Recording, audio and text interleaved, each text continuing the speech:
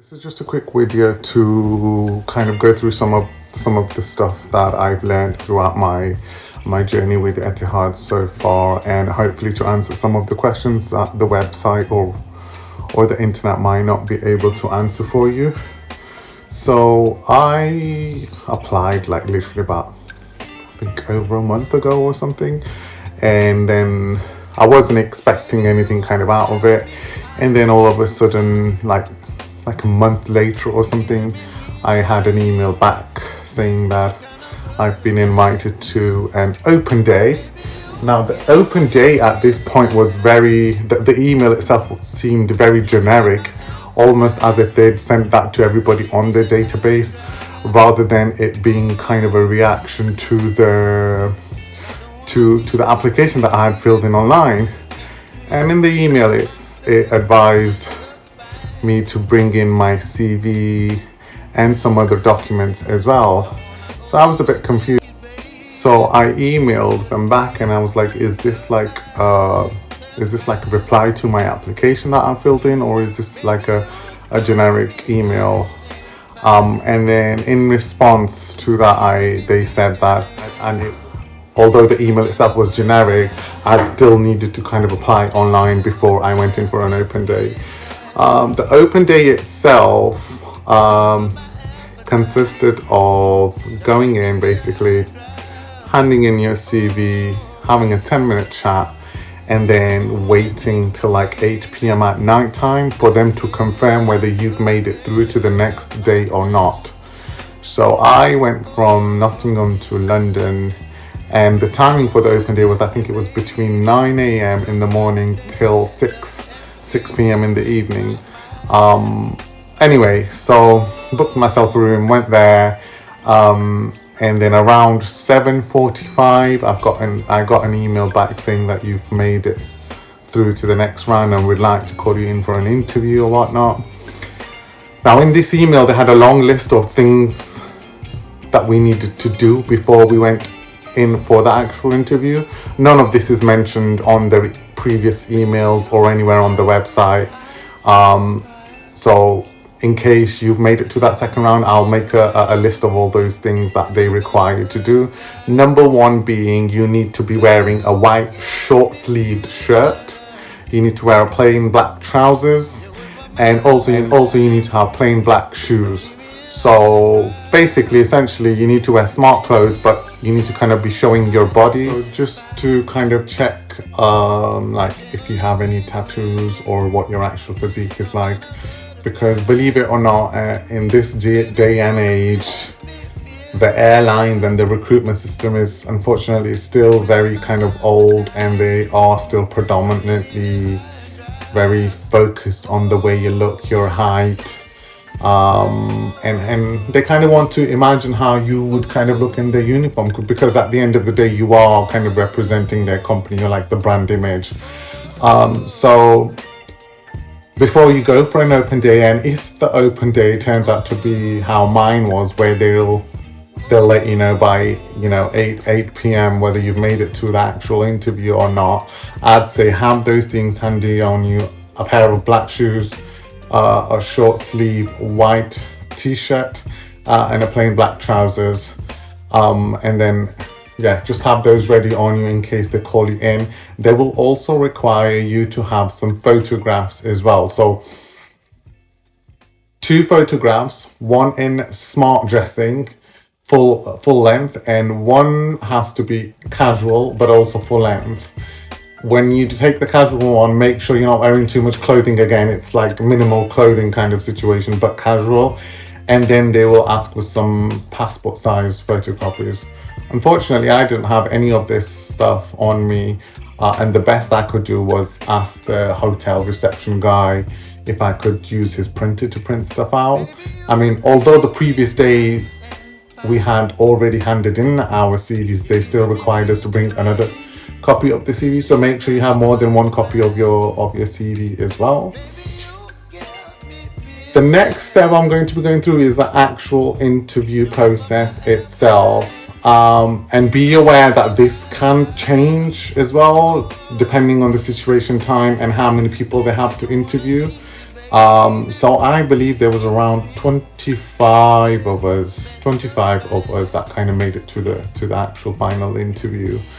And trust me, when I went in on the first day, there was two tables there, two guys taking in the CVs, and the piles were like this huge of CVs. So I was like, yeah, there's no chance they're gonna call me in the next day. But I made it through to the next day anyway. So they, in the actual interview on that day, they will make you go through a group activity. This is to kind of assess, one, how your brain works, so how your psyche works, what you will do in a certain. So they will kind of check how your brain would kind of work in certain situations, and as well as how you would be like a good team player. And to do this, they will give you an activity, which I'm not going to go into details about, but it's to make it sure it's a very simple activity. Anybody with any form of kind of common sense would be able to kind of understand and get through it quite easy. But make sure that when you are doing this activity, you are actively participating, and you're giving good justifications. Make sure you kind of get involved and show that you're willing to do the work it takes. And then after this stage, after we've done, they put us in a lot of different groups. So each group had to do an activity together. Once that is done, then after that stage, they'll call you all in, or they called us all in. And then they kind of separated the bunch of us, and they took that separate bunch out, and they kept the remaining inside the room. Unfortunately, the bunch that they took out did not make it. And then I think in the end there was around 15, 16 of us left over. And then the 16 of us had like an actual a further 10-minute interview. In this interview, they will ask you competency-based questions. And the best way to answer those competency-based questions is, most of you might or might not be aware of this, is using the STAR method, which I learned back in uni in 2016. So STAR method is situation, task, action, and result, which is, what was the situation? What action did you take?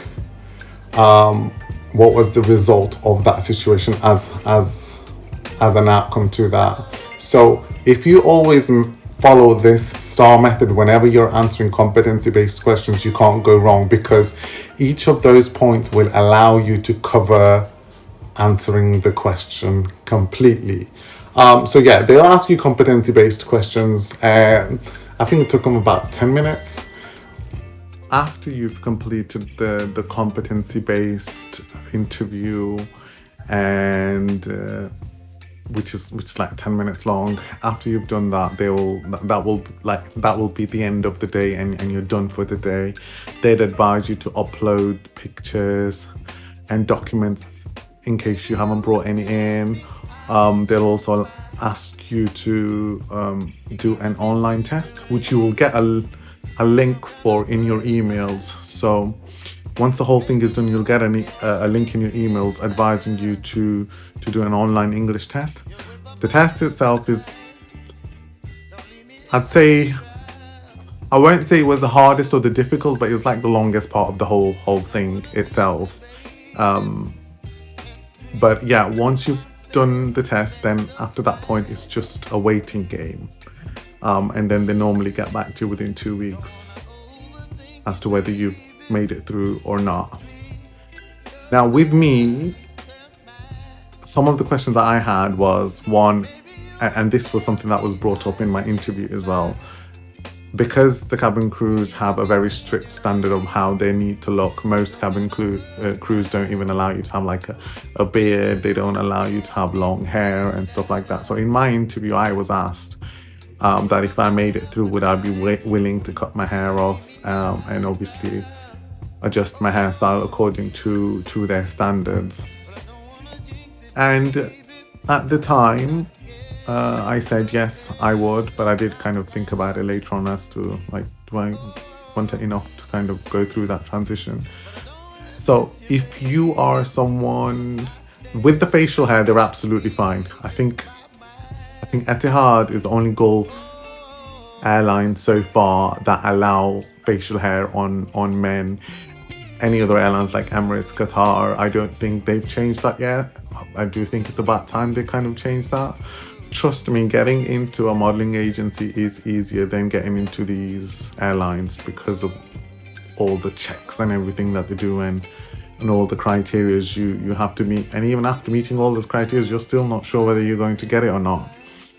So if you're applying for Etihad, their current policies around facial hair is, yes, you are allowed facial hair, but it has to be groomed in a certain way for men. As far as the long hair is concerned, their current policies do not allow that to happen. So if you have long hair and you do end up signing the contract, then you'll have to trim it down to meet their expectations. Apart from that, I think it's just general grooming standards and your height and everything like that. So that's all I kind of had for the Etihad recruitment process in itself. I'm sure there is plenty of things that I have missed there, but main bits I have covered.